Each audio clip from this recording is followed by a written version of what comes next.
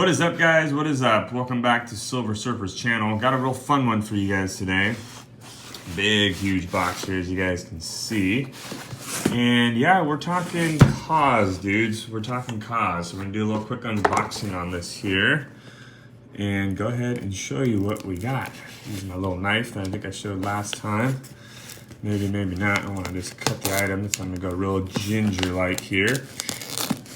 And let's just review Kaws in general. I shared another unboxing I just did with one of his recent toys. This one is not recent. This one's a little bit older. Brian Donnelly's his name. He's from New Jersey area.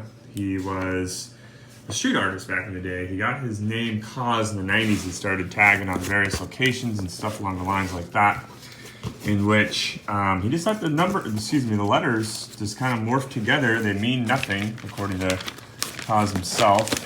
It was more so, like I said, just, and I already see something good. Just because, like I said, the letters he thought were pretty cool. And so he got started doing graffiti art, if you would. And then in the late 90s, he was actually invited by a friend of his to Japan, who encouraged him to go ahead and create a toy, or a vinyl figurine, or whatever you want to call it. Because in Japan, as you guys know, there's lots of demand for that kind of stuff.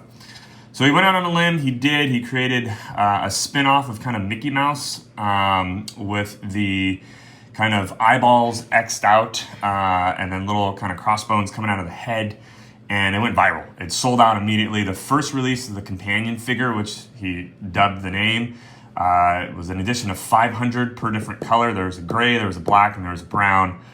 And all of them, they sold out immediately. Those nowadays are worth anywhere from $10,000 to probably $20,000 per.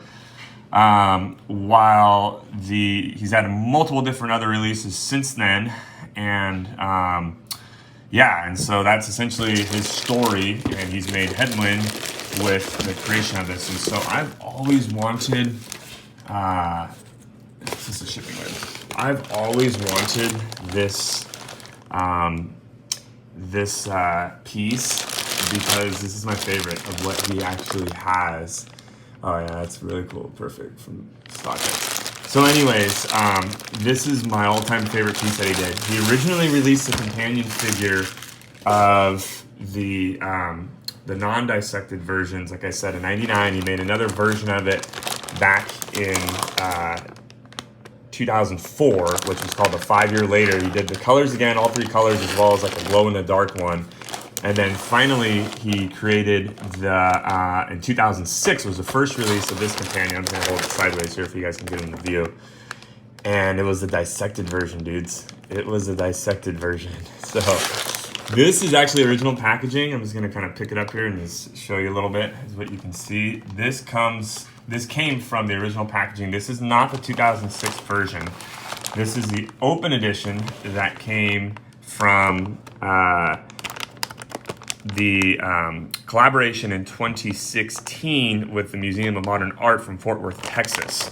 And so they released those, as well as from the Kaws One website. And you can see, this is from Metacom Toys, the hologram sticker there. That's really important and key to when you're buying these things, guys, because that's determines essentially authenticity. Here's the original receipt as well, and that barcode should match up. Maybe not, but yeah, it's essentially the, oh, there you go, I'm sorry. It's the one underneath it. But yeah, anyway, so this is very important to have these hologram stickers here to confirm authenticity. Some of these run unpackaged. I'm gonna actually display it though. As you can see, this has a verified authentic. This is a StockX sticker, so very, very important, and even the QRS code right there. It has been opened, and I knew that, but you're also paying a lot cheaper price if you get the open version of the packaging. Not too much cheaper, to be honest, but a little bit cheaper. So let's just go ahead and take this bad boy out and take a look through here. I am beyond stoked on the way this thing came out. Took a little bit of a limb, went out on a limb to get this because it was an eBay purchase. The seller was just decreasing in price, and we finally met in the middle, and we're able to agree on a price. And yeah, dudes, this is freaking cool, man. There he is. The arms are movable, and I think maybe, no, the legs are fixed. That is it. That is it on the real deal. And so I love this one, guys, because of the anatomy. Check that out. As you guys all know, I work in healthcare. And look at the intricate detail. Look at those lungs right there. Look at the cardiac, mediastinum, sac, little stomach, colon, large intestine, small intestine. I mean, that is, the liver's even peeking out there. That is the coolest looking thing ever. So the companion, picture it with like not dissected there. That's the spin-off of Mickey Mouse. That was the original one he did, like I said, in 1999, which sell for thousands of dollars. The 5-year later edition, which was still not the dissected form, but he released as well. Those are about $5 to $7 grand, I'd say.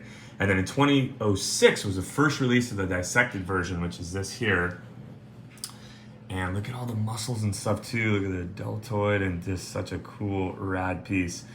I absolutely love this. Like I said, my favorite type of Kaws, because mainly I'm in healthcare and I just love the dissected version. Very, very popular. This is called the 2016 flayed version.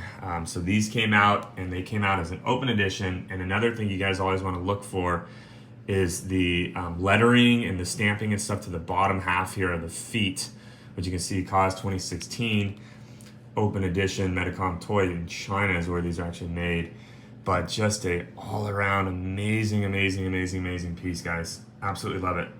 These run a little pretty penny as well, believe it or not. Even though they're open edition, the interesting thing about Kaws in general is the open edition versions are not necessarily really open editions. Now, they're not limited like the 2006 one, which was limited to 500 a piece and actually has a, the noted amount of that. They're considered open edition, but the point is that they're more of a timed edition because they were released when they were released, and then depending on how many and who bought them and stuff along those lines is going to depend on the production of them. So technically, they can go back and make essentially more of them because in limited editions, as you guys know, they stop producing a certain amount of them once that edition has been reached, and they'll never make them again.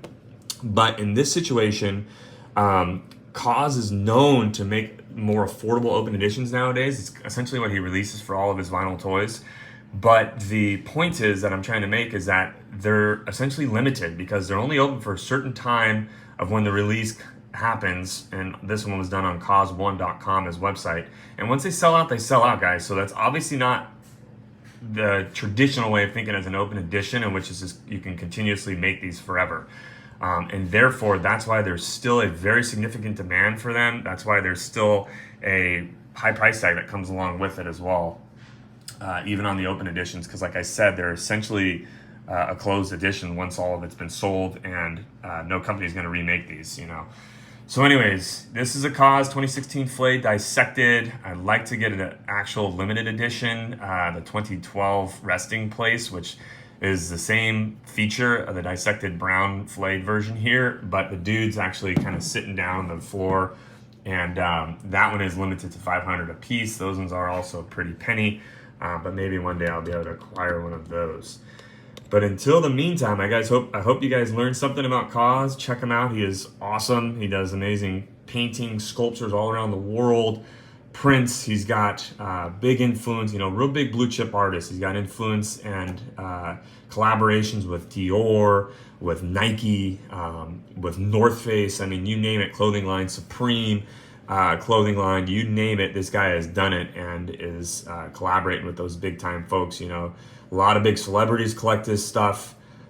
He's made actually a 4-foot edition of the companion figure, which run about $100,000 to $150,000 per each, that a number of different celebrities and very wealthy people own. But this one I am beyond stoked with, dudes. I am beyond stoked with. So yeah, I'm probably just gonna bring it to work and put it on my desk in my office and have everyone in there trip out on it. But until next time, I hope you guys learned a little something. I hope you enjoyed this unboxing with me, and stay tuned for more stuff coming up, guys. And see y'all later. Silver Surfer is out.